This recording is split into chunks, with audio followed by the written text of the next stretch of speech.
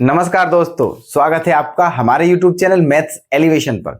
और मैं अजय कुमार एक बार फिर आपकी सेवा में हाजिर हूं। तो कैसे हो आप लोग? उम्मीद करता हूं बढ़िया होंगे और अपनी अपनी तैयारी भी बढ़िया तरीके से लेकर चल रहे होंगे। और जैसा कि आप जानते हो, अभी यूपी बोर्ड का रिजल्ट भी आया है ना। तो बच्चों का बहुत अच्छा रिजल्ट है। तो हमारे जो स्टूडेंट थे उनका बहुत अच्छा रिजल्ट है, ठीक है, बेहतरीन रिजल्ट है। वो आपको बताया जाएगा।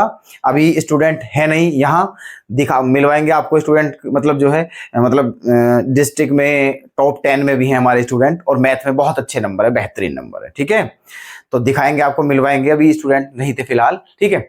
चलो, तो आज हम अपनी नई वीडियो के साथ आपके सामने आ चुके हैं, और नए पार्ट के साथ, जो कि हमारा चैप्टर क्या चल रहा है, ठीक है, ले से तथा मैं से, जिसकी हमारी 2 वीडियो हो चुकी हैं। तो आज हम आपके सामने उसका तीसरा पार्ट लेकर के उपस्थित हुए हैं। तो देखिएगा उसमें क्वेश्चन कैसे कैसे हैं। और उससे पहले हमें क्या करना है, पहले जो हमारा कल वाला क्वेश्चन था उसे देखते हैं, और फिर चलते हैं आज के अपने नए सेशन की तरफ। तो बने रहिएगा हमारे साथ और अपना प्यार और सपोर्ट बनाए रखिएगा दोस्तों। चलते हैं आज पहले इस क्वेश्चन की तरफ। बड़ा ही अच्छा प्रश्न था।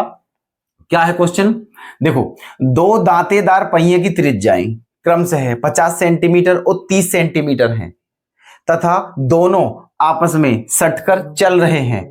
यदि बड़ा पहिया 15 चक्कर लगाए तो छोटा पहिया कितने चक्कर लगाएगा? ठीक है, ये बताना है हमें। तो बढ़िया प्रश्न है ना। है भी कुछ नहीं इसमें, ठीक है, थोड़ा सा लॉजिक है। अब देखो क्या करना है। इस क्वेश्चन को समझने से पहले एक छोटी सी बात समझाता हूं मैं, पहले आप उसे समझो, तब इस क्वेश्चन को समझना, क्योंकि ये तभी जाके बेहतरीन समझ में आएगा। पहले वो बात समझो जो मैं समझाना चाह रहा हूं, ठीक है। देखो, एक तो होता है दोस्तों सीधा अनुपात, एक होता है सीधा अनुपात, है ना, डायरेक्ट रेशो बोलते हैं जिसे, है ना, सीधा अनुपात। एक होता है उल्टा अनुपात, उल्टा अनुपात, है ना, इनडायरेक्ट रेशो, ठीक है। ये अच्छा, अब देखो, जो सीधा अनुपात होता है वो कैसे होता है, और जो उल्टा अनुपात होता है वो कैसे होता है, ठीक है। ये बात समझते हैं पहले, है ना। देखो, सीधा अनुपात का मतलब क्या है? जैसे मैं ये बोलूं दोस्तों, ये 2 साइड है मेरी, ये 2 साइड है ना। एक साइड LHS है और दूसरी साइड क्या है? RHS, है ना। 2 साइड हो गई, एक LHS और एक RHS, मतलब उल्टा हाथ और सीधा हाथ, मतलब लेफ्ट हैंड साइड और राइट हैंड साइड। अगर इस साइड को बढ़ाने पर ये साइड भी बढ़ती है, या फिर इसको घटाने पर ये भी घटती है, तो समझ लेना कौन सा अनुपात है, फिर सीधा अनुपात होगा, ठीक है। उल्टा अनुपात में क्या सिस्टम है? अगर ये साइड बढ़ाने पर ये घटती हो या ये घटाने पर ये बढ़ती हो, तो कौन सा अनुपात होगा? फिर होगा उल्टा अनुपात, ठीक है। समझना दोस्तों, बिल्कुल फोकस के साथ समझते रहना, ठीक है। बड़ा ही बारीक पॉइंट है ये, जो भी बहुत काम आने वाला है आपके, ठीक है। तो समझ में मतलब क्या आया कि जो सीधा अनुपात है वो क्या होगा? अगर ये साइड बढ़ाने पर ये बढ़ती है या फिर ये घटाने पर ये घटती है, तो सीधा अनुपात है ना। और अगर ये बढ़ाने पर ये घटती है और ये घटाने पर ये बढ़ती है, तो उल्टा अनुपात है। अब जैसे मैं एग्जांपल लेकर बताता हूं, और अच्छा तब क्लियर होगा। जैसे मैंने बोला, ठीक है, 2 आदमी, है ना, किसी काम को 4 दिन में करते हैं, ठीक है। 2 आदमी किसी काम को 4 दिन में करते हैं, तो 4 आदमी उसी काम को कितने दिन में करेंगे, है ना। अब आप यहां ये सोचो कि यहां अनुपात कौन सा है, ठीक है। सीधा अनुपात है या फिर उल्टा अनुपात है ना। अब देखो, 2 आदमी किसी काम को 4 दिन में करते हैं। आप खुद सोचो अपनी बुद्धि से कि ठीक है, कि 2 आदमी थे तो 4 दिन लग रहे थे। अब 4 आदमी हो गए तो दिन कम लगेंगे या ज्यादा लगेंगे? ठीक है, तो दोस्तों दिन कम लगेंगे, ठीक है। जैसे ही आप आदमियों की संख्या बढ़ाओगे तो दिनों की संख्या क्या हो जाएगी? कम। ये बोलते हैं इसे हम उल्टा अनुपात, ठीक है। जैसे ही हमने व्यक्ति या लोगों की संख्या बढ़ाई तो दिनों की संख्या हो गई कम, इसलिए यहां क्या है? उल्टा अनुपात, ठीक है। मतलब एक चीज बढ़ाने पे दूसरी चीज घट रही है ना, ऐसे। अच्छा, अब सीधा अनुपात की बात क्या करूं मैं, ठीक है। जैसे कि मैं बोलूं 2 टॉफी, है ना, 2 टॉफी 5 रुपए की हैं, ठीक है, तो 4 टॉफी कितने रुपए की होंगी, है ना। यहां क्या है? यहां सीधा अनुपात है। कैसे है? क्योंकि 2 टॉफी 5 रुपए की हैं, है ना। 2 टॉफी 5 रुपए की हैं या फिर 6 रुपए मान लो, कोई दिक्कत नहीं है। 2 टॉफी 6 रुपए की है ना। तो 4 टॉफी कितने की होगी, है ना। तो 4 टॉफी कितने की हो जाएंगी, 12 की। ठीक है, तो देखो 2 टॉफी 6 रुपए की थी, तो 4 टॉफी कितने रुपए की होगी, 12 रुपए की, है ना। अब देखो ये हमने बढ़ाया तो ये भी क्या हुआ, बढ़ा। ये कौन सा अनुपात है, सीधा अनुपात, है ना। तो एक साइड बढ़ाने पर दूसरी बढ़ रही है, तो यहां क्या है, सीधा अनुपात। समझ में आ गई होगी बात कि सीधा अनुपात क्या है और उल्टा अनुपात क्या है। अब एक चीज और समझना इसके बाद, अगर सीधा अनुपात हो तो क्वेश्चन को फिर पता है कैसे करना है, ठीक है। न्यूमरेटर अपॉन डेनोमिनेटर में लेके, ठीक है, अंश बटे हर की फॉर्म में लेकर के क्वेश्चन को खत्म कर देना है। कैसे, जैसे 2 टॉफी 4 रुपए की थी, तो हम क्या लिख सकते हैं, 2 टॉफी 4 रुपए की थी। ठीक है, तो टॉफी ऊपर रखो और क्या रुपए नीचे रखते हैं, ठीक है, बटे में, ठीक है, अंश बटे हर, है ना, भिन्न के रूप में लेकर के क्वेश्चन कर देंगे, है ना। 2 टॉफी 4 रुपए की है, तो 4 टॉफी कितने रुपए की होंगी, ऐसे। तो है ना, कितनी बार कटा ये, अगर सॉरी 2 टॉफी कितने रुपए की थी, 6 रुपए की थी, ठीक है। 2 टॉफी 6 रुपए की थी, तो 4 टॉफी कितने रुपए की होंगी, ये था ना क्वेश्चन, ठीक है। तो ऐसे लिखा हमने, टॉफी ऊपर रुपए नीचे, तो 2 से कितनी बार कटा, 3 बार, और 3 से 4 में क्या हो जाएगी, गुणा, तो 3 चौक क्या आ जाएगा, 12, ठीक है। तो ये सीधे अनुपात में हमें ऐसे करना है ना। मैं उम्मीद करता हूं कि आप मेरी बात समझ रहे हैं, ठीक है, कि अगर सीधा अनुपात है तो बटे में लेकर के क्वेश्चन करना है ना, ऐसे। और अगर उल्टा अनुपात है तो फिर गुणा में लेके क्वेश्चन करना है। जैसे कि मैंने बोला 2 आदमी एक काम को 4 दिन में करते हैं, तो 4 आदमी उस काम को कितने दिन में करेंगे, तो गुणा में करना है। 2 आदमी, ठीक है, एक काम को कितने दिन में करते हैं, 4 दिन में, गुणा में लेकर चलना है, बराबर। तो 4 आदमी उसी काम को कितने दिन में करेंगे, तो 4 से 4 कट जाएगा, कितने दिन में करेंगे, 2 दिन में, ठीक है। ये है, ये बात ध्यान रखनी है ना। देखो मैंने आपको क्या बताया, है ना, एक तो सीधा अनुपात, एक उल्टा अनुपात, बहुत इंपॉर्टेंट है चीज, है ना। सीधा अनुपात क्या होता है, समझ में आ जाना चाहिए। उल्टा अनुपात क्या होता है, समझ में आ जाना चाहिए। सीधे अनुपात आने पर कौन सा फॉर्मूला मतलब यूज करना है, आ जाना चाहिए, ठीक है। उल्टा अनुपात आने पर कौन सा फॉर्मूला यूज करना है, ये भी आ जाना चाहिए, ठीक है। तो उम्मीद है मेरी कि आप यहां तक बिल्कुल समझ चुके हैं, ठीक है। अब चलते हैं इस क्वेश्चन की तरफ, ठीक है। अब ये क्वेश्चन कैसे करना है देखना दोस्तों। देखो अब क्वेश्चन में क्या दिया हुआ है, 2 दांतेदार पहिए की त्रिज्याएं क्रमशः है 50 सेंटीमीटर और 30 सेंटीमीटर है, ठीक है। 2 पहिए हैं, 2, एक की त्रिज्या, 2 पहिए हैं, है ना। एक की त्रिज्या कितनी त्रिज्या होती है दोस्तों, ये, ठीक है। एक की त्रिज्या कितनी है, 50 सेंटीमीटर, है ना। और दूसरे की त्रिज्या कितनी है, 30 सेंटीमीटर, 30, ठीक है। जिसकी त्रिज्या बड़ी है वो पहिया भी बड़ा ही होगा, ठीक है, और जिसकी त्रिज्या छोटी है वो पहिया भी छोटा ही होगा। इसलिए मैंने ऐसे करके ये थोड़ा बड़ा ले लिया है और ये थोड़ा छोटा ले लिया है, ठीक है। आपको बिल्कुल भी पहिया वहिया बनाने की जरूरत नहीं है, पर मुझे आपको क्वेश्चन समझाना है, इसीलिए मैं थोड़ा फिगर भी बना के चल रहा हूं, ठीक है। तो ये पहला पहिया था जिसकी त्रिज्या 50 सेंटीमीटर थी, ये दूसरा पहिया है जिसकी त्रिज्या 30 सेंटीमीटर है, ठीक है। अब देखो दूसरी बात क्या बोला है, तथा दोनों आपस में सटकर चल रहे हैं, दोनों आपस में सटकर चल रहे हैं, कहने का मतलब दोनों पहिए कुछ ऐसे हैं, ऐसे, ठीक है, सटकर चल रहे हैं ऐसे करके, दोनों मिले के, है ना, कोई बात नहीं। फिर उसके बाद क्या बोला है, यदि बड़ा पहिया 15 चक्कर लगाए तो छोटा पहिया कितने चक्कर लगाएगा, ठीक है, ये बताना है। अब देखना कैसे करना है क्वेश्चन। पहले यहां ये बताओ आप सोच करके कि यहां सीधा अनुपात होगा या उल्टा अनुपात होगा, ठीक है। क्योंकि अगर आपको ये पता चल गया कि सीधा अनुपात है उल्टा अनुपात है, तो क्वेश्चन तो फिर चुटकियों में हो चुका है, कोई दिक्कत नहीं है इसमें, ठीक है। तो देखो ये पहिया बड़ा है, मेरी बात समझना ध्यान से, जो पहिया बड़ा है, ठीक है ना, जो पहिया जितना बड़ा होगा वो चक्कर लगाने में उतना ही ज्यादा समय लेता है, ठीक है। जो पहिया जितना ज्यादा बड़ा होगा, ठीक है, वो चक्कर लगाने में वो उतने ही कम चक्कर लगाएगा, मतलब, ठीक है, क्योंकि वो बड़ा है, ऐसे घूमते घूमते उसे टाइम लगेगा, मतलब, ठीक है। तो बड़ा पहिया कम चक्कर लगाएगा और छोटा पहिया अधिक चक्कर लगाएगा, ठीक है। ये आप मतलब सोच के देखो ध्यान से, ठीक है, कि जैसे कि मान का चलो एक पहिया लेते हैं हम, किसका, एक पहिया लेते हैं बाइक का, ठीक है, एक पहिया ले लिया हमने बाइक का, तो बड़ा पहिया है थोड़ा, ठीक है, बाइक का, वो है ना, राउंड ऐसे लगा और जो है, और एक अगर छोटा पहिया ले ले तो वो जल्दी जल्दी घूम जाएगा थोड़ा, ठीक है, क्योंकि उसे कम राउंड, ठीक है, उसे जो राउंड है ना, वो राउंड जो है उसे कम राउंड लेना पड़ रहा है, ठीक है। ये आप भी सोचो, ये बड़ा है, ठीक है, इसका पैरामीटर बड़ा है, ठीक है, इसकी सरकमफ्रांस बड़ी है, सरकमफ्रांस परिधि, ठीक है, तो ये राउंड जो लेगा बड़ा पहिया तो एक कम राउंड लेगा कंपेयर टू इट, इसकी तुलना में, ठीक है। और ये छोटा पहिया है, ये थोड़ा जल्दी जल्दी घूमेगा, है ना, ये थोड़ा जल्दी घूमेगा, क्यों, क्योंकि इसकी जो सरकमफ्रांस है वो क्या है, कम, ठीक है, इसकी अपेक्षा इसकी सरकमफ्रांस कम है, छोटा है, इसलिए जल्दी जल्दी घूमेगा। तो कहने का मतलब बात यहां से ये निकल के आ रही है दोस्तों कि ये बड़ा पहिया है, ये कम चक्कर लगाएगा, ये छोटा पहिया है, ये ज्यादा चक्कर लगाएगा, ठीक है, मतलब बड़ा पहिया कम चक्कर लगाता है और छोटा पहिया ज्यादा चक्कर लगाता है। तो कौन सा रेशो हो गया,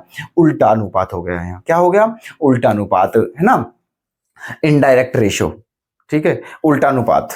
अच्छा अब सुनो, जब उल्टा अनुपात है तो मैंने क्या फॉर्मूला बताया था, अगर उल्टा अनुपात हो तो बटे में फॉर्मूला लगाना है, सीधा अनुपात नहीं, उल्टा अनुपात हो तो गुणा में लगाना है और सीधा हो तो बटे में, ठीक है। तो अब देखो क्या करना है, सीधा सीधा करना है।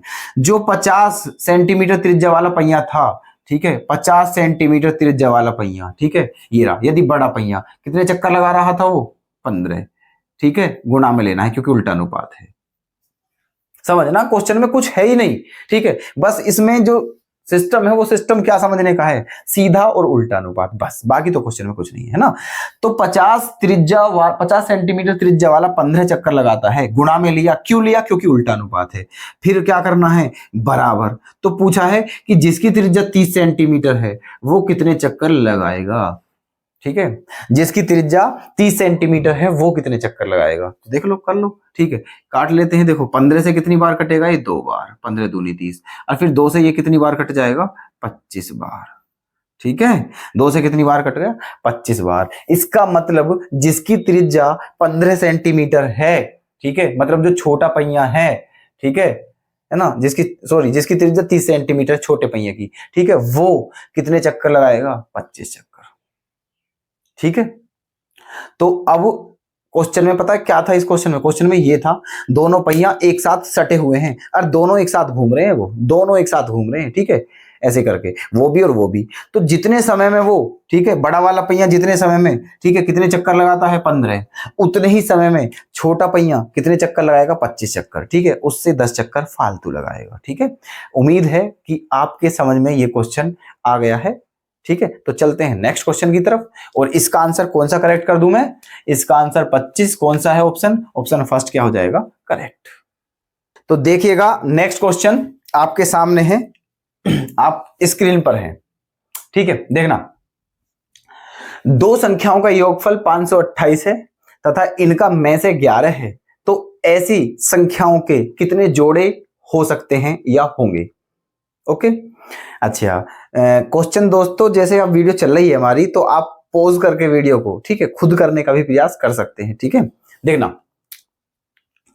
तो दो संख्याओं का योगफल 528 है और उनका में से क्या दिया हुआ है, 11। पहले बता चुका हूं कि अगर संख्याओं का में से दे दिया हो और हमें संख्या माननी हो, ठीक है, तो उन संख्याओं को जो मानेंगे हम, एक्स और वाई तो माननी, लेकिन उनके साथ कौन लगाना है, उनका में से भी शामिल कर लेना है, ठीक है।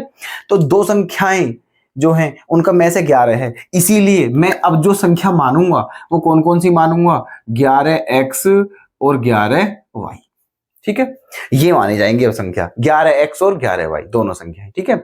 और अब क्या दिया हुआ, इनका योगफल दिया हुआ है कितना, 528, ठीक है, इन दोनों संख्याओं का योगफल। तो 11 क्या ले लूं मैं, कॉमन, 11 क्या ले लूं, कॉमन, ठीक है, तो बच क्या जाएगा, x प्लस वाई, है ना, 11 क्या ले लिया, कॉमन, और बराबर में क्या बचा, 528, ठीक है। तो 11 से काट लेते हैं, 11 चौक 44, बचा 8 8, फिर 11 अट्ठे 88। इसका मतलब दोस्तों x प्लस वाई की वैल्यू क्या आ चुकी है हमारी, 48 आ गई है, ठीक है, x प्लस वाई की वैल्यू क्या आ गई है, 48, ठीक है। अच्छा तो अब हमें ये बताना है कि ये जो दो संख्याएं हैं, ठीक है, ऐसी कितनी संख्याएं हो सकती हैं, मतलब इनके कितने जोड़े हो सकते हैं संख्याओं के। अब देखो मेरी बात समझो, मैं ये बात भी बता चुका हूं आपको कि अगर संख्याओं में से उनका में से निकाल दिया जाए तो वो संख्याएं जो बचती हैं वो को प्राइम नंबर बचते हैं, सह अभाज्य संख्याएं बचती हैं। कहने का मतलब वो ऐसी संख्या बचती हैं फिर वो एक दूसरे को काटने लायक नहीं बचती हैं अगर उनका में से निकाल दिया जाए तो। ठीक है, तो अब देखो इसमें से में से निकल गया है, अब x और y बची केवल, इनको जोड़ने पर 48 आ रहा है। तो पता है अब ये x और y क्या है, ये x और y ये दोनों को प्राइम नंबर है, मतलब सहभाज्य संख्या। ठीक है, ये बिल्कुल भी दोनों एक दूसरे से कटेंगी नहीं। ठीक है, तो बस अब यही देख लेते हैं, है ना, कि x और y ऐसी दो संख्याएं सोचो कौन कौन सी होंगी जिनको जोड़ने पे 48 आए और दोनों को प्राइम नंबर हो। तो देखो कौन कौन सी संख्या होंगी। ठीक है, एक मान लिया मैंने 1 और एक मान लिया 47। ठीक है, 1 और 47 दोनों क्या है, को प्राइम नंबर है। ठीक है, तो एक पेयर तो ये हो गया। ठीक है, दोनों को प्राइम है और दोनों को जोड़कर 48 आ रहा है ना। अब दो नहीं ले सकता मैं, ठीक है, दो नहीं ले सकता क्योंकि दो लूंगा तो फिर क्या लेना पड़ेगा, 46, है ना। 2 और 46 दोनों को प्राइम नंबर नहीं है। ठीक है, तो क्या लूंगा फिर मैं, 3 भी नहीं ले सकता क्योंकि अगर 3 ले लिया तो क्या लेना पड़ेगा, 45, और 3 और 45 इन दोनों का भी में से क्या है, 3। ठीक है, 4 भी नहीं ले सकता, 5 ले सकते। ठीक है, 5 ले सकते, 5 ले लिया तो यहां क्या लेना पड़ेगा, 43। ठीक है, 5 क्योंकि 5 और 43 भी क्या होते हैं, 48। ठीक है, आगे 6 नहीं ले सकता, 7 ले सकता हूं, 7 ले लिया तो यहां क्या लेना पड़ेगा, 41। ओके, 7 + 41 8 नहीं ले सकता, है ना, मतलब वो संख्याएं नहीं ले सकते जो को प्राइम नंबर नहीं है, वही लेनी है जो को प्राइम है। ठीक है, तो हम ऐसे ही चलते रहेंगे 1 बाय 1। तो 8 नहीं ले सकते, 9 ले सकते हैं, हाँ 9 ले सकते हैं, है ना। 9 जब 9 चला जाएगा तो कितना बचेगा, 39 नहीं ले सकते उसको भी। ठीक है, क्योंकि वो भी 3 से कट जाएगा। ओके, अच्छा 10 बिल्कुल नहीं ले सकते, है ना, 10 नहीं ले सकते। क्या ले सकते हैं, 11, है ना। अगर 11 ले लिया तो कितना बचेगा, 37 बचेगा, है ना। ऐसे बिल्कुल सही है, ये सही है, ये दोनों को प्राइम नंबर है ना। अच्छा जी, आगे चलते हैं। क्या 12 ले सकते हैं, नहीं ले सकते। 13 शायद ले सकते हैं। ठीक है, 13 तो कितना बचेगा यहाँ, 5 और ये 35, 3 ये बचेगा। ठीक है, ये भी सही है, ये भी दोनों को प्राइम नंबर है। ठीक है, 13 और 35 भी, है ना। अच्छा 14 नहीं ले सकते। ठीक है, 15 भी नहीं ले सकते हैं, 16 भी नहीं ले सकते हैं, 17। ठीक है, 17 तो कितना बचेगा फिर, ये बचा। ठीक है, 17 और 31 इन दोनों को जोड़कर भी 48 ही आएगा, ये भी को प्राइम है। ठीक है, आगे चलते हैं। 18 नहीं ले सकते, 19 है ना, 19 ले सकते हैं, 19 है ना। क्या हो जाएगा, 18 में से 9 जाएगा तो क्या बचेगा, 9 और 3 में से 1 जाएगा 2, 29। इन दोनों को भी हम ले सकते हैं। 19 के बाद 20 नहीं ले सकते, है ना। 21 अगर 21 ले लिया तो क्या हो जाएगा फिर, 21 8 में से 1 जाएगा तो क्या बचेगा, 7, और 4 में से 2 जाएगा तो क्या बचेगा, 2। ठीक है, 21 ले लिया तो ये भी नहीं ले सकते। क्यों, क्योंकि देखो ये भी 3 से कट रही है, ये भी 3 से कट रही है, मतलब इन दोनों का एचसीएफ 3 है। और मैं बोल रहा हूँ केवल वही लेने हैं जिनका एचसीएफ 1 हो, तो इसे मिटा देते हैं, है ना। 22 ले सकते हैं, बिल्कुल नहीं ले सकते। 23 देखते हैं, 23, है ना। अगर 23 ले लिया तो क्या बचा, 8 में से 3 जाएगा तो क्या बचेगा, 5, और 4 में से 2 गया तो क्या बचा, 2। ये ले सकते हैं, ये दोनों भी को प्राइम है। ठीक है, अच्छा 23, उसके बाद फिर 24 हम नहीं ले सकते। 25 ले सकते हैं, अगर 25 ले ले तो फिर क्या लेना पड़ेगा, 23, और ये तो हमारी रिपीटेशन शुरू हो गया दोस्तों। ठीक है, अब यहां से फिर रिपीटेशन शुरू हो जाएगा। देखो 25 ले ले तो फिर 23 लेना पड़ेगा, 25 23, ये तो ऊपर ही आ गया। ठीक है, तो इसका मतलब यहां तक बस स्टॉप करते हैं। ठीक है, अब आगे की संख्या जो लेंगे ना हम, वो रिपीट होनी शुरू हो जाएंगी, नई संख्या नहीं आएंगी ऐसी। ठीक है, तो जितने पेयर बन गए हैं वो बन गए बस यहीं तक, तो आप इनको गिन लीजिए। ठीक है, कितने पेयर हैं, देखो 1 2 3 4 5 6 7 8, है ना। तो ऐसे कितने पेयर बनेंगे, 8 पेयर बनेंगे, जिनका, ठीक है, योगफल तो 528 होगा और में से 11 होगा। तो ऑप्शन कौन सा करेक्ट कर दिया जाए, ऑप्शन 3। ठीक है, अब देखते हैं नेक्स्ट क्वेश्चन। नेक्स्ट क्वेश्चन है ये, है ना। अच्छा, तो उम्मीद है ये क्वेश्चन आपके बेहतरीन समझ में आ गया। देखो बड़ा अच्छा क्वेश्चन है दोस्तों, ठीक है, बढ़िया से, है ना। देखो नेक्स्ट क्वेश्चन देखते हैं। वह कौन सी न्यूनतम संख्या है जिसको 25, 35 और 45 से विभाजित करने पर क्रम से है 18, 28 और 38 शेषफल बचते हैं, ये बताना है ना, कौन कौन सी संख्या है। अब एक क्वेश्चन एक बार देखो, अभी तक पढ़ लिया हमने क्वेश्चन, अब एक बार मेरे तरीके से पढ़ो आप, ठीक है, कैसे पढ़ना है क्वेश्चन। वह कौन सी न्यूनतम संख्या, दोस्तों क्वेश्चन पढ़ने की तो पढ़ो पढ़ो तो सही, ठीक है, लेकिन जो मेन पॉइंट है उसे पकड़ो, ठीक है। अब जो क्वेश्चन में क्या है ये तो ठीक है, चलो अच्छी बात है, लेकिन हमें पकड़ेंगे मेन पॉइंट। हमने क्या पकड़ लिया, न्यूनतम संख्या, है ना, जो मेन वर्ड है क्वेश्चन में उन्हें पकड़ना है। तो न्यूनतम संख्या आ रहा है और मैंने बता चुका, ठीक है, कि न्यूनतम संख्या आ जाए तो एलसीएम निकालना है, अधिकतम आ जाए तो में से निकालना है, ठीक है। हर रोज मैं बता रहा हूं ये बात, ठीक है। तो न्यूनतम इसका मतलब ले से निकालना है, एलसीएम निकालना है, किसका निकालना है, इन तीनों संख्याओं का, ठीक है। क्वेश्चन वैसे केवल एलसीएम निकालने से ही नहीं आएगा आंसर, कुछ और भी करना पड़ेगा, लेकिन वो बाद की बात है। पहला हमारा क्या है काम, इन तीनों का एलसीएम निकालना। तो निकालते हैं तीनों का एलसीएम, ठीक है। कैसे निकालते हैं देखो, है ना, क्या क्या संख्याएं हैं, 25 है, 35 है और 45 है। ओके, चलो जी, 5 से काटते हैं इनको, किससे काटते हैं, 5 से। तो 5 से 5 बार, 5 से 7 बार, 5 से 9 बार, ठीक है। उसके बाद क्या बचा, अब देखो अब तो कटेंगे ही नहीं है, बिल्कुल अलग अलग है सारी, तो क्या 5 भी ले लेते हैं, उसके बाद 7 भी ले लेते हैं और उसके बाद 9 भी ले लेते हैं। तो ये हमारा एलसीएम आ गया, 5 पंजे 25, 25 निम्मा 225, ओके, और गुणा में क्या है 7। तो 7 पंजे 35 का 5 हासिल 3, 7 दूनी 14 और 3 17 का 7 हासिल 1, 7 दूनी 14 और 1 15, है ना। कितना आ गया, 1575, ठीक है। इन तीनों संख्याओं का एलसीएम आया है 1575, ना कि आंसर आया है, ठीक है। अब आंसर में देखो क्या करना है। अब क्वेश्चन फिर आगे चलते हैं थोड़ा सा, है ना। इन संख्याओं से भाग देने पर जो रिमाइंडर बचते हैं वो क्या क्या बचते हैं, 18, 28 और 38, है ना। अब देखो, क्योंकि रिमाइंडर अलग अलग हैं सारे, तो एक काम करते हैं, देखो ऐसा क्वेश्चन वैसे मैं करा चुका हूं पीछे, आप देखोगे वीडियो में। 25 से भाग देने पर क्या शेषफल बच रहा था, 18, ठीक है। 35 से भाग देने पर शेषफल क्या बच रहा था, 28, और 45 से भाग देने पर शेषफल क्या बच रहा है, 38, है ना। अब देखो ये देखो, 25 और 18 का जो अंतर है, जो डिफरेंस है वो क्या है, 7। 35 और 28 का जो डिफरेंस है वो भी क्या है, 7। 45 और 38 का जो डिफरेंस है वो भी क्या है, 7। इसका मतलब इन तीनों का डिफरेंस क्या है, 7, है ना। इसका मतलब जो हमें आंसर चाहिए, ठीक है, वो ये कह रहा है कि ये बचता है। इसका मतलब जो आंसर आया है उसमें, ठीक है, 7 फालतू है हमारा, ठीक है, 7 अधिक है, उसको कम करना है बस, क्योंकि जो रिमाइंडर दोनों का डिफरेंस है, इनका डिफरेंस है तीनों का, ठीक है। तो इसमें से 7 कम कर देते हैं, 1575 में से 7 घटाना है, तो क्या आ जाएगा, 1568, और यही हमारा क्या हो जाएगा, फाइनल आंसर। तो ऑप्शन हमारा बी क्या हो जाएगा, करेक्ट। चलिएगा नेक्स्ट क्वेश्चन की तरफ। 3 संख्याओं का लेस है ना, 3 संख्याओं का लेस है 23,100 है तथा में से 5 है। यदि उनमें से 2 संख्याएं 700 और 770 हो तो तीसरी संख्या का संभावित मान क्या होगा, संभावित, है ना, मतलब तीसरी संख्या क्या क्या हो सकती है ये बताना है। ये इनमें से कोई सी हो सकती है, ये सारी हो सकती है, ये सब हो सकती है, फिर ये सब हो सकती है, ये बतानी है।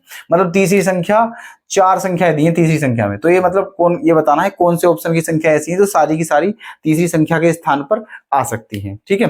तो देखना, एक काम करते हैं, देखो ले से क्या दिया हुआ है, ले से 23,100 दिया हुआ है, और में से क्या दिया हुआ है, 5, और हमें तीसरी संख्या बतानी है। क्या बतानी है, तीसरी संख्या, है ना, क्या हो सकती है। अब देखो अगर आपको ध्यान हो तो मैंने स्टार्टिंग में एक बात बताई थी, है ना, क्या लिखा था मैंने, ये लिखा था, पहले लिखा था ले से, फिर लिखी थी संख्या, और फिर लिखा था में से, है ना। इस बात का मतलब क्या है कि जो ले से है ना वो संख्याओं से भी कटता है और में से भी कटता है ना, लेकिन जो संख्या होती है वो केवल में से कटती है, और में से किसी से भी नहीं कटता है, ठीक है। बस तो इसी के ऊपर है क्वेश्चन, देखो डिपेंड, है ना। अब देखो ले से कितना है, 23,100, में से क्या है, 5, और तीसरी संख्या के मान क्या क्या हो सकते हैं ये बताना है क्वेश्चन में। अब देखो एक बात सुनो, जो ले से होगा वो किससे कटेगा, संख्याओं से, ठीक है, वो किससे कटेगा, संख्याओं से, और जो संख्या होंगी वो किससे कटेंगी, 5 से, है ना। तो तीसरी संख्या नहीं बतानी कौन सी हो सकती है, तो जो भी इनमें से ऑप्शन है, पहली बात तो वो किससे कटना चाहिए, 5 से, ठीक है, क्योंकि में से क्या है 5, ठीक है। और फिर उन सभी संख्याओं से क्या कटना चाहिए, 23,100, ठीक है, बात करता हूं, वही आंसर हो जाएगा। अब देखो यहां से चेक करते हैं हम, है ना, यहां से मैंने ये उठा लिया, ठीक है। देखो 15 से तो ये कट रहा है, क्योंकि 5 से भी कट रहा, 3 से भी कट रहा, 90 उठाते हैं हम, 90, ठीक है, 90, 90 के फैक्टर क्या करते हैं हम, है ना,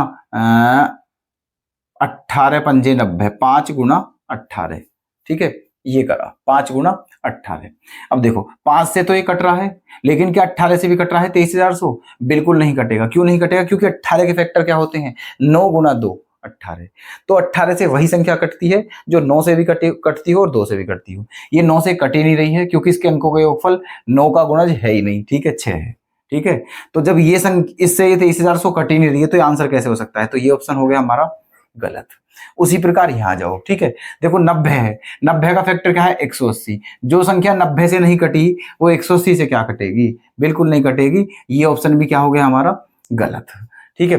अब आते हैं थर्ड ऑप्शन पे, ठीक है, यहां देखो 1575 है ना, 15 से कट रही है, 15 से तो कट रही है ना, और 15 से कटी है तो 75 से भी कट जाएगी, और 15 ये 165 से, या 425 का डिवाइड करके देखते हैं क्या 425 से ही कटती है, ठीक है। 23,100 में डिवाइड करते हैं किसका, 425 का, ओके, 425 का, तो कितने में पढ़ना है टेबल, 2310 में, तो 4 चौक 16 है ना, और 4 पंजे 20 है ना, कितनी बार गया, 5 बार, 5 पंजे 25, 2 5 दूनी 10, 1 5 चौक 20 और 1 21, ये आ गया। 10 में से 5 जाएगा 5, 10 में से 2 गया 8 और 2 में से ये बचा, ठीक है, फिर क्या 0 आ गया, 1850 हो गया, ठीक है। तो 4 चौक 16 कितनी बार जाएगा, 4 बार, 4 चौक 16, तो 4 चौक 16 और 25 चौका, ठीक है, मतलब ये हो गया 1800।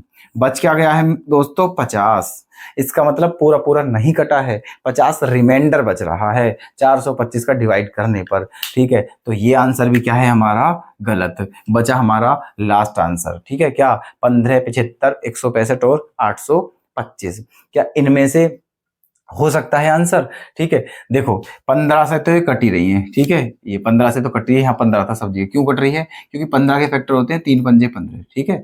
तो ये संख्या 3 से भी कट रही है, 5 से भी कट रही है, इसलिए 15 से भी कट जाएगी, ठीक है। 75 से भी कट जाएगी, है ना, क्योंकि 75 के फैक्टर भी क्या होते हैं, 15 पंजे 75। 165 से भी कट जाएगी, क्योंकि 5 गुणा 5 तिया 15, 5 तिया 15 33, 11 गुणा 3, 11 से भी ये कट रही है, ठीक है। इसका बचा 825, बस 825 से चेक कर लेते हैं कट रही है नहीं कट रही है, ठीक है।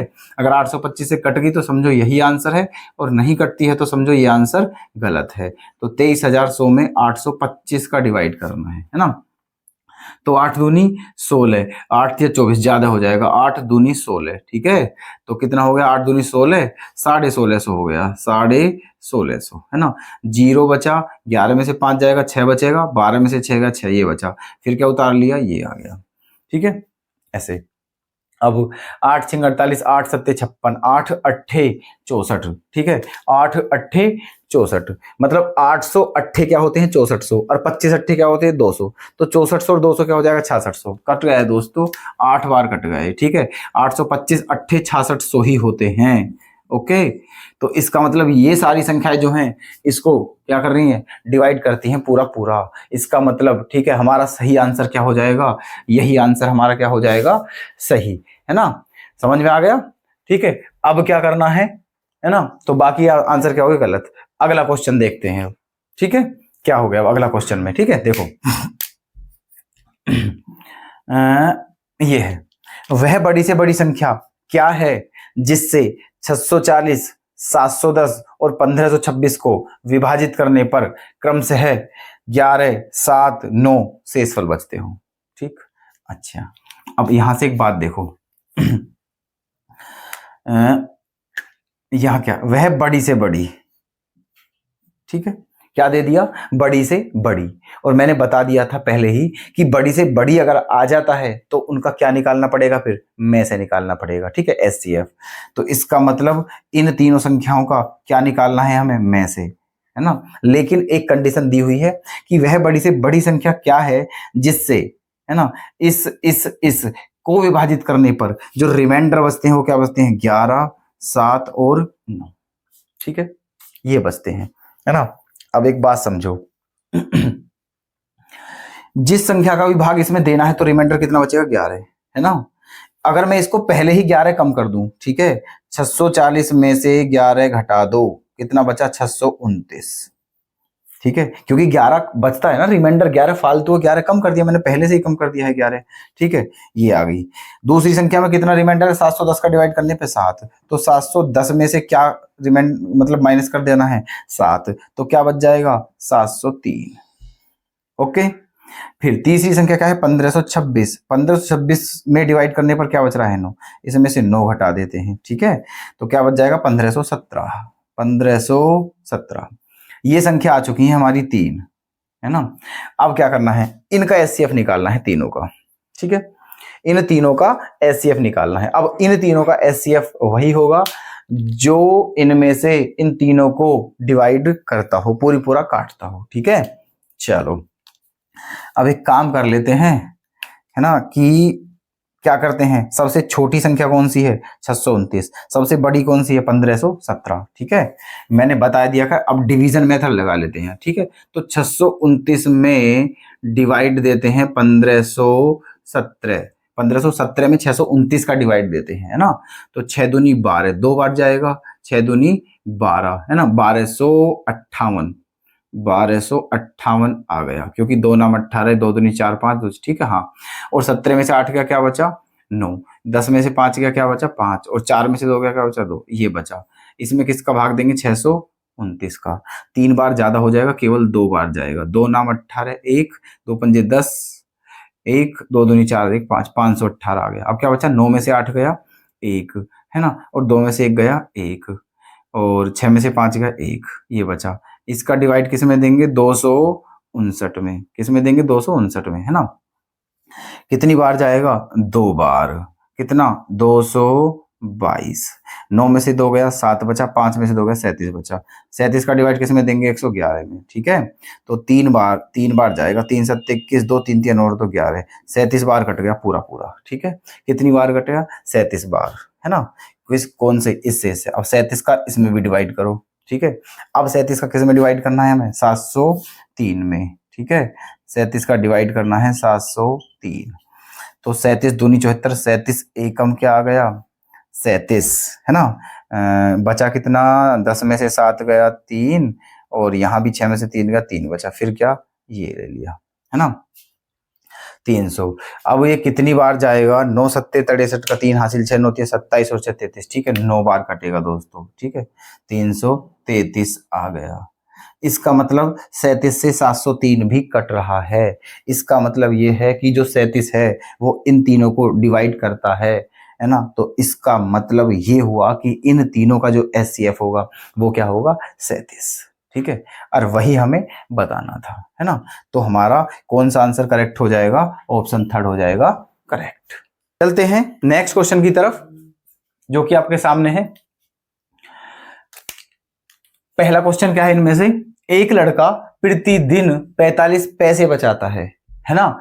तो दिनों की कम से कम संख्या क्या होगी जिनमें उनके द्वारा बचाए गए पैसे सारे मिलाकर एक पूर्ण रुपए बन जाएंगे।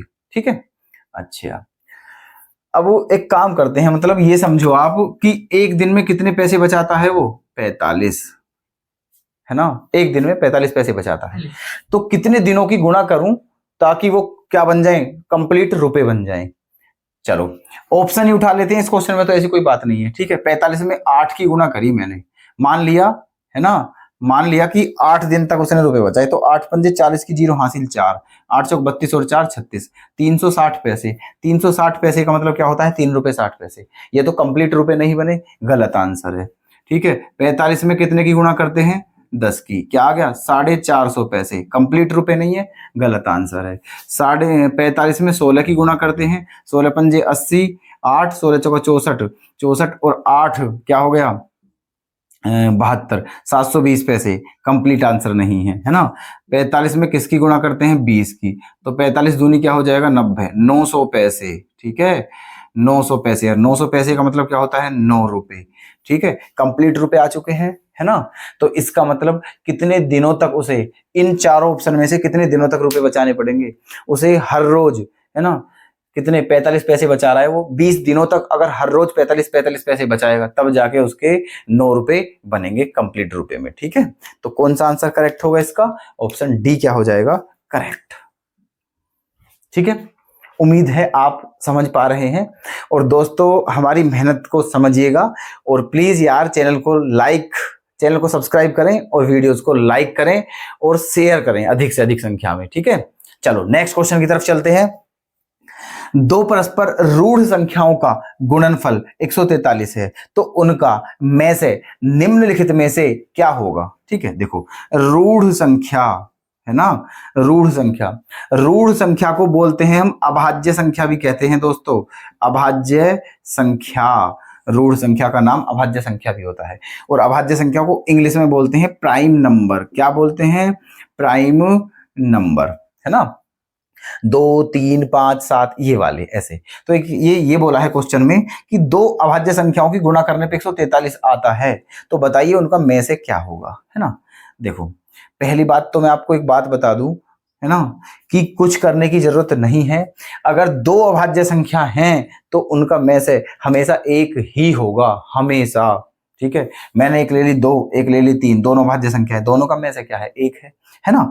तो ये ध्यान रखने वाली बात है। अगर इनमें से एक भी भाज्य संख्या होती तो कंडीशन बदल सकती थी, बट क्योंकि दोनों ही अभाज्य संख्याएं हैं, इनका में से हमेशा एक ही आएगा, ठीक है। तो क्वेश्चन में कुछ करने की जरूरत नहीं है ना, दो संख्याओं का में से ही पूछा है बस, तो हमारा आंसर क्या आ जाएगा, एक आ जाएगा, ठीक है। अगर वैसे भी तुम्हें बताऊं मैं, देखो 143 है, दो संख्याओं का गुणनफल है ना। तो 143 के फैक्टर क्या होते हैं, 11 गुणा 13। इसका मतलब वो दोनों संख्याएं कौन कौन सी है, 11 और 13 है ना। दोनों भाज्य संख्या ये हैं। अब आप ही सोच के बताओ कि इन दोनों का में से क्या होगा, कुछ कॉमन दिख रहा है क्या, कुछ भी कॉमन नहीं है इनमें, ठीक है। तो क्या होगा उनका में से एक। तो सीधा सीधा याद रख लेना, है ना, कि दो अभाज्य संख्याओं का में से 2 हो, 3 हो, 4 हो, कितनी हो, हमेशा एक ही होता है। तो हमारा ऑप्शन 4 क्या हो जाएगा, करेक्ट। देखिएगा आगे क्या है क्वेश्चन। जब 3444 तथा 4455 में किसी 3 अंकों की संख्या से भाग दिया जाए तो जो शेषफल आते हैं वो दोनों क्या आते हैं, इक्वल आते हैं, समान आते हैं। तो ऐसी छोटी से छोटी 3 अंकों की संख्या क्या होगी, ये हमें बताना है ना। चलो अब देखो एक काम करते हैं। एक कंडीशन आप याद रखना हमेशा कि अब ये दो संख्याएं हैं, दोनों में एक ही 3 अंकों की, जो 3 अंकों की संख्या है वो एक ही संख्या है, उसका ही डिवाइड इसमें करना है, उसी का डिवाइड इसमें करना है, और रिमाइंडर क्या बचते हैं, सेम। तो जब भी ऐसी कंडीशन आती है तो हमें क्या करना है, जिन संख्याओं में डिवाइड कर रहे हैं उनका डिफरेंस ले लेते हैं, ठीक है, उनका डिफरेंस ले लेते हैं। तो इन दोनों का डिफरेंस ले लेते हैं, ठीक है।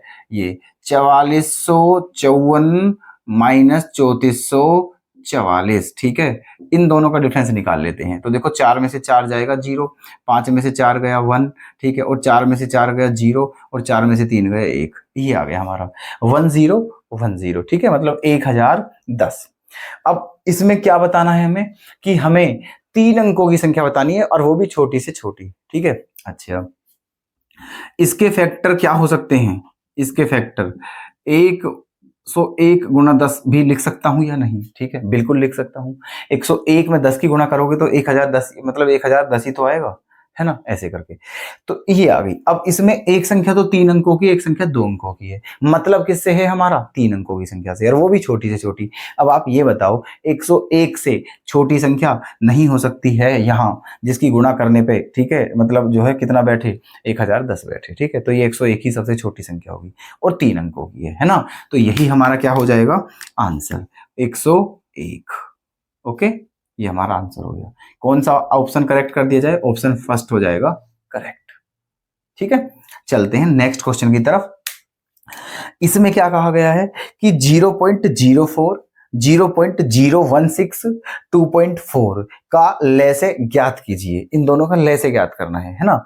अच्छा देखो अब ये डेसिमल में है, ठीक है, डेसिमल बोले तो दशमलव के रूप में है संख्याएं। तो यहां भी मैंने एक सिचुएशन बताई थी जब चैप्टर स्टार्ट किया था, कि अगर जो संख्याएं हैं ठीक है, जो संख्याएं हैं अगर वो संख्याएं पॉइंटों में हो, डेसिमल की फॉर्म में हो, तो वहां एक कंडीशन याद रखनी है। क्या है वो कंडीशन? ठीक है, कि पॉइंट के बाद की जो डिजिट हैं वो सारी सेम होनी चाहिए। ठीक है, पॉइंट के बाद की जो डिजिट है वो सेम होनी चाहिए। अब देखो यहां देखना, पॉइंट के बाद कितनी डिजिट है? यहाँ 2, यहाँ पॉइंट के बाद कितनी डिजिट है? 3, और यहाँ पॉइंट के बाद कितनी डिजिट है? 1। तो सेम नहीं है। ठीक है, या तो पॉइंट के बाद सबके 1 डिजिट होती, या 2 होती, या 3 होती, सबकी सेम सेम करनी है ना। अच्छा, तो एक काम करते हैं, पॉइंट के बाद 3 डिजिट कर लेते हैं, है ना। पॉइंट के बाद क्या कर लेते हैं? 3 डिजिट। तो क्या करते हैं, देखो इसका 0.04 है, इसके आगे एक और जीरो लगा सकता हूं मैं। ठीक है, पॉइंट के बाद 3 डिजिट हो गई, यहां कुछ करने की जरूरत है नहीं क्योंकि यहाँ बिल्कुल सही है, पॉइंट के बाद 3 ही डिजिट है। ठीक है, और यहाँ क्या है? 2.4, यहाँ 2 जीरो और लगा लेते हैं, तो यहाँ भी अब पॉइंट के बाद 3 डिजिट हो चुकी हैं। ठीक है, तो अब देखना तीनों संख्याएं जो हैं उनमें पॉइंट के बाद 3 डिजिट हो गई, सेम सेम हो गई। ठीक है, अब करना है जो भी करना है। अब एक काम करो, ठीक है, पॉइंट खत्म करेंगे तो नीचे क्या आएगा? 1000, यहाँ भी क्या आएगा? 1000। ठीक है, और यहाँ भी क्या आएगा? 1000। ठीक है, तो यहां तक आ गए हम, है ना। अब देखो यहाँ क्या बचा? 40 बचा। क्या बचा यहाँ? 40, और बटे में क्या बचा? 1000। यहाँ क्या बचा? 16 बटे 1000, और यहाँ क्या बचा? 2400 और बटे 1000। ठीक है, तो उम्मीद है कि यहां तक आपको कोई भी बिल्कुल भी किसी भी तरीके की प्रॉब्लम नहीं है ना। आगे चलते हैं। तो ये 3 संख्या आ गई हमारी, किसके रूप में आ गई है? फ्रैक्शन की फॉर्म में। ठीक है, भिन्न के रूप में। अब इनका हमें क्या निकालना है? लैस है। और भिन्नों का जो लैस है निकालते हैं तो क्या करते हैं? अंश का लैस है और हर का मैस है, यही तो करते हैं। ठीक है, तो अंश है हमारे ये तीनों, तो इनका निकालते हैं लैस है, और नीचे वाले का क्या निकालेंगे? मैस है। नीचे का तो मैस है 1000 ही आएगा क्योंकि तीनों में कॉमन ही 1000 है। बस अब आप इनका क्या निकालना है? लैस निकालना है। ठीक है, तो इनका लैस है क्या आएगा? देखो ये क्या है? 40, ये 16 और ये 2400 है ना। तो आप अगर लैसे निकालना जानते हो तो मैंने ये मेथड बताया था कि जितनी भी संख्या दे रखी हो और उनका लैसे ज्ञात करना हो तो जो बड़ी संख्या है उसका टेबल पढ़ना शुरू कर देते हैं। ठीक है, और तब तक पढ़ते हैं टेबल जब तक वो संख्या जो टेबल पढ़ के आती है वो सबसे ना कट जाए। ठीक है, तो इन तीनों में सबसे बड़ी संख्या क्या है? 2400 है, तो 2400 का टेबल पढ़ते हैं। तो 2400 एकम 2400। अब पहले देख लेते हैं कि क्या 2400 इन तीनों संख्याओं से कट रही है। अगर कट रही है तो यही लैसे हो जाएगा, और अगर नहीं कटती है तो फिर 2400 का 2 गुना करेंगे 4800, फिर 3 गुना 4 गुना ऐसे करके। ठीक है, तो 2400 एकम 2400 पहले इसे ही काट के देखते हैं। 40 का भाग देते हैं, देखो बिल्कुल बिल्कुल कट रहा है पूरा पूरा। 40 से 16 का देते हैं, है ना। 16 एकम 16, बचा कितना? 8, उतार ली 0, 80, 16 पंजे 80, 16 से भी कट रहा है। इसका मतलब हमें इसका टेबल पढ़ने की जरूरत ही नहीं है, 2400 ही इसका क्या आ जाएगा? एलसीएम। ठीक है, तो क्या आ गया एलसीएम? 2400, है ना। ऊपर का 2400, नीचे का में से क्या था? 1000। ओके, अब बस आगे आंसर डिवाइड करते हैं बस। ठीक है, देखो 2 जीरो तो क्या हो जाएंगे? कैंसिल, बचा 10। जब 10 का 2.4 में डिवाइड करेंगे तो क्या आ जाएगा? 2.4। क्या आ जाएगा? 2.4। तो हमारा आंसर क्या हो जाएगा? 2.4 हमारा आंसर हो जाएगा, सही आंसर। ठीक है, तो कौन सा ऑप्शन करेक्ट कर दिया जाए? 2.4, फर्स्ट ऑप्शन इज करेक्ट। आइएगा नेक्स्ट क्वेश्चन की तरफ। 2 की पावर 4 गुना 3 की पावर 6 गुना 5 की पावर 3, है ना। एक संख्या ये है, एक ये है, एक ये है, इन तीनों का लैसे क्या होगा? एलसीएम। अब ये संख्याएं किसकी फॉर्म में है? ठीक है, पावर की फॉर्म में है, घातों के रूप में। और जब चैप्टर स्टार्ट किया था तभी सारी इंफॉर्मेशन बता करके तब क्वेश्चन स्टार्ट किए थे, पहले सारी इंफॉर्मेशन बताई थी। ठीक है, तो क्या बताई थी कि अगर संख्याएं घातों के रूप में आ जाएं और उनका लैसे या में से पूछा जाए तो क्या होगा? अगर संख्याएं घातों के रूप में है तो उनका लैसे जो होता है वो होता है बड़ी घात। ठीक है, लैसे में क्या होता है? बड़ी घात वाला, और मैसे में क्या होता है? छोटी घात वाला। बस इतना है। ठीक है, तो इसमें क्या पूछा है? लैसे, इसलिए बड़ी बड़ी घात लेनी है और बात खत्म। ठीक है, चलो लैसे देखो, यहां 2 की पावर कितनी है? 4, और यहां 2 की पावर कितनी है? 10। तो बड़ी पावर क्या है? 2 की पावर 10, इसलिए क्या ले लिया? 2 की पावर 10। ठीक है, यहां 3 की पावर कितनी है? 6, यहां 3 की पावर कितनी है? 8, और यहां 3 की पावर कितनी है? 5। बड़ी पावर कौन सी भाई साहब? 3 की पावर 8, तो इसलिए क्या ले लेंगे? 3 की पावर 8। ओके, 3 की पावर 8। 2 की ये ले ली, है ना, और 3 की पावर का सिस्टम। अब क्या बचा, अब यहाँ क्या है, 5 की पावर 3, यहाँ 5 की पावर 9 और यहाँ 5 की पावर है ही नहीं, तो 5 की पावर 9 बड़ी है, तो 5 की पावर क्या लेंगे, 9, ये भी कैंसिल। ओके, 5 की पावर 9 भी कैंसिल। अब क्या बचा, ठीक है, यहां बचा 7 की पावर 5, यहां बचा 11 की पावर 4, है ना, तो 7 की पावर 5 बच रहा है। आप जानते हो कि लेस में सब कुछ लेते हैं एक एक बार, है ना, तो 7 की पावर 5 बच रहा है, तो लेना तो ये भी है 7 की पावर 5, और फिर क्या बचा 11 की पावर 4, छोड़ना ये भी नहीं है ना, तो हमारा जो लेस आ जाएगा वो यही आ जाएगा। ठीक है, कौन सा आंसर सही मैच कर रहा है इससे, 2 की पावर 10 गुना, 3 की पावर 8 गुना, 5 की पावर 9 गुना। ठीक है, ऑप्शन थर्ड क्या हो रहा है, मैच, तो इसका सही आंसर क्या हो जाएगा, थर्ड। ओके, तो एंजॉय के साथ समझते रहिएगा। ठीक है, बड़े अच्छे क्वेश्चन है, हर एक क्वेश्चन एग्जाम का है। ठीक है, देखना नेक्स्ट क्वेश्चन, 6 की पावर -8, 6 की पावर -10 और 6 की पावर 12 का लय से क्या होगा, है ना, ये भी तो घात का ही है क्वेश्चन। ठीक है, तो यहां भी हम क्या लेंगे, क्योंकि 6 6 6 तीन बार तीनों संख्याएं और तीनों की जो बेस है वो 6 है। ठीक है, तो लय से लेना है, तो लय से में क्या लेंगे, बड़ी वाली पावर, है ना, और आप ही देखो बड़ी वाली पावर कौन सी है, 6 की पावर 12, तो इसका आंसर क्या हो जाएगा, 6 की पावर 12। ठीक है, तो कौन सा ऑप्शन करेक्ट कर दिया जाए, ऑप्शन सेकंड क्या हो जाएगा, करेक्ट। आ जाइएगा दोस्तों अगले क्वेश्चन में, क्या है, वह छोटी से छोटी संख्या कौन सी है जिसमें 7 जोड़ देने पर, जिसमें 7 जोड़ देने पर प्राप्त संख्या 12, 18, 24, 36 और 48 से पूरी तरह से कट जाती है ना। अब देखना, वह छोटी से छोटी, यहां देखो क्या बोला है, छोटी से छोटी, और छोटी से छोटी का मतलब क्या होता है, एलसीएम। इसका मतलब जो संख्या दी हुई है इन सबका क्या निकालना है, एलसीएम। ठीक है, तो इनका एलसीएम निकालते हैं पहले। कौन कौन सी संख्याएं हैं, 12, 18, 24, 36 और 48, है ना, इन सबका एलसीएम निकालते हैं। तो एलसीएम फैक्टर मेथड से ही निकाल लो, है ना। चलो जी, एलसीएम 6 ले लो पहले, क्योंकि मुझे लग रहा है सब 6 से कट रही है। 6 दूनी 12, 6 तिया 18, 6 चौक 24, 6 छंग 36 और 6 अट्ठे 48। उसके बाद क्या ले लिया जाए, फिर 2 ले लेते हैं। ठीक है, 2, तो 2 से ये भी कटेगा, 2 से 2 बार, 2 से 3 बार और 2 से 4 बार। ओके, उसके बाद फिर 2 ले लेते हैं, 2, तो ये 2 कैंसिल हो गया, और ये कितनी बार कटा, 2 बार।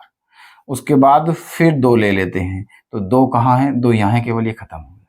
उसके बाद क्या बचा, 3, तो 3 ले लेते हैं, तो 3 ये भी खत्म हो जाएगा, ये भी खत्म हो जाएगा, अब कुछ बचा ही नहीं है। यही हमारा क्या आ जाएगा, एलसीएम। मल्टीप्लाई करते हैं, 6 दूनी 12, 12 दूनी 24, 24 दूनी 48 और 48 तिया कितने होंगे, 3 अट्ठे 24, 2, 3 चौक 12, 2 चौथे 144।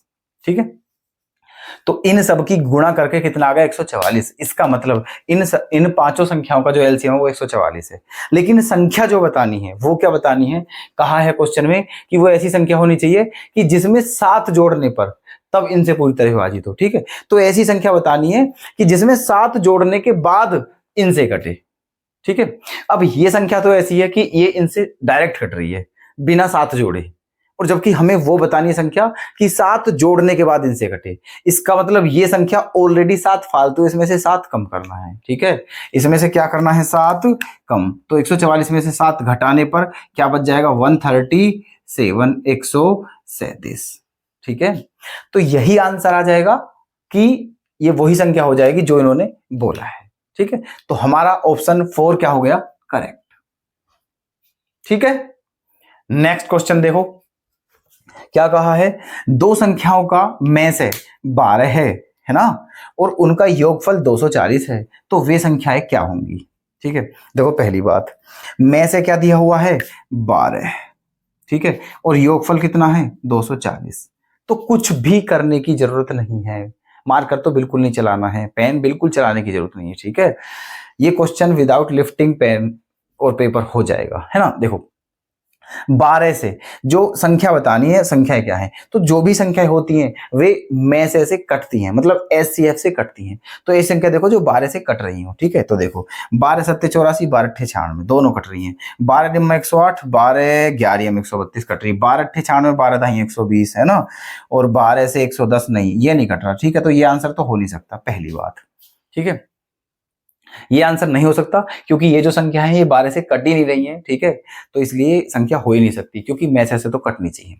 अब ये 3 आंसर बचे, ये कट रहे हैं, इनमें से है हमारा सही आंसर, उसको हमें ढूंढ निकालना है, मतलब कौन सा है वो, ठीक है। चलो अब दूसरी शर्त क्या है कि उनका योगफल कितना है, 240। तो दोनों संख्याओं को जोड़कर 240 बैठना चाहिए। इन दोनों को जोड़ते हैं, देखो 6 और 4 10 की 0 हासिल 1, 10 और 8 18 180 बैठ रहा है, 240 नहीं है। ये आंसर भी क्या हुआ हमारा, गलत, ठीक है। यहाँ जाओ, है ना, देखो 2 और 8 10 की 0 हासिल 1, 3 और 1 हासिल का 4, 1 और 1 2, 240, ठीक है। 240 बैठ गया, ठीक है। यही आंसर हमारा क्या हो जाएगा, करेक्ट। एक बार इसको और चेक कर लेते हैं, कभी ये भी 240 बैठ रहा हो तो फिर कुछ और सोचेंगे, ठीक है। इनको भी जोड़ लेते हैं, देखो 6 का 6, ठीक है, 9 और 2 11 का 1 हासिल 1, ये तो 216 बैठ रहा है, ठीक है। इसका मतलब ये भी क्या है, गलत। तो हमारा आंसर कौन सा हो जाएगा, ये वाला। तो सेकंड ऑप्शन क्या हो गया, करेक्ट। तो उम्मीद करता हूं आप यहां तक का जो हमने समझाया है उसे बहुत ही अच्छे तरीके से ग्रहण कर पाए होंगे, ठीक है। तो नेक्स्ट क्वेश्चन क्या डाला हुआ है, HW, इसका मतलब ये क्वेश्चन आप लोगों के लिए है। तो देखते हैं इस क्वेश्चन का आंसर कोई स्टूडेंट दे पाता भी है या नहीं, है ना।